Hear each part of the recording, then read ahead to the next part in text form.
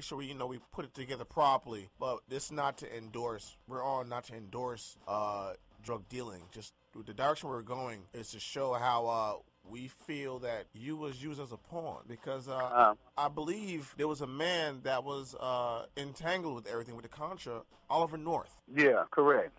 And Oliver North, from research, if people do research, Oliver North had something to do with that also. But it was just so... Iran-Contra, all that was tied in. Iran-Contra, the Nicaraguan war, all this was to raise money for the Contras, which was President Reagan's pet peeve.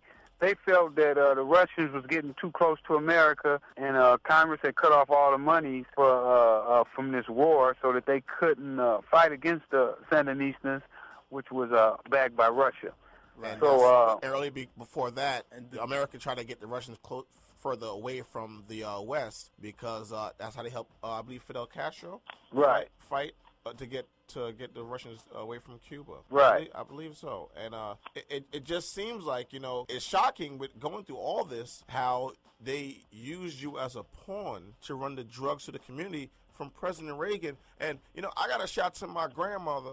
She's just like my grandmother. She hated President Reagan. And when I was growing up, I didn't understand why she hated President Reagan. And shout to everybody from the Bronx, New York. When ex-President Reagan came to the Bronx, New York, they gave him hell. There's even footage of him saying, would you shut up and try to talk? They gave him hell in the Bronx and ran him out of the Bronx because, he has the whole thing, just say no with his wife. But on the low, it seems like he had something to do with trying to run the drugs through from Mexico to California. Well, let's stop sugarcoating things. When you look at the whole picture, they cut off all the programs, the social programs that was in place. They started building more prisons. So it was like they had a whole little plan that was going to enrich themselves. If you bring drugs in the community, then you have to lock the people up for selling drugs. Then if you own the prison, then you own the products that they sell in the prisons. I mean, it's just a nice little way to make a lot of money. And it's still prevalent to this day. That's still the plan that's going down today. Well, it probably was a 40, 50-year plan, Absolutely. Lock them up. They got guys that's been in jail for, guys that I know been in jail for 20 and 25 years, for selling a small quantity of crack cocaine, right? Because it's 100 to 1 in on the sentencing table. Right. So for those that just tuning in, we're talking it's Thermal Soundwaves, and we're talking to Freeway Ricky Ross. And just to recap, the government back in the 80s, under Reagan, under the Bushes, which they were in power and behind the scenes on a lot of things from back then all the way up till now. Used the money from the drug games that was flowing through California, New York, D.C., Ohio, Louisiana, Florida, and so forth to fund the rebel forces down in Central America called the Contras, who were the opposing forces to the Sandinistas, who were funded by the Russians. So absolutely, that's what the whole situation was of them flooding the communities, our communities, with these particular drug products that you couldn't get nowhere else.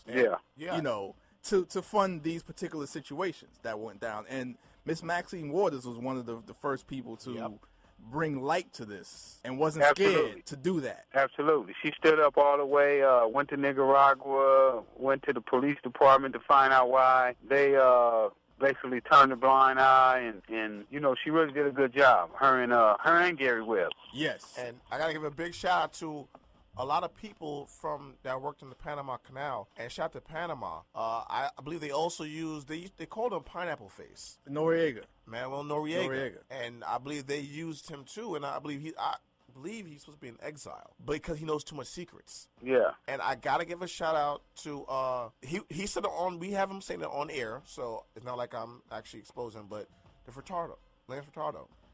You said that back in the days, those times, the cocaine coming in was stamped Bush #1. So these presidents knew what was going on, and they used people, and they destroyed Mexico. Mexico destroyed. There's nothing that could actually be done to improve Mexico's politics and their government, because drugs are going through everywhere, and Mexico's tore up because of that.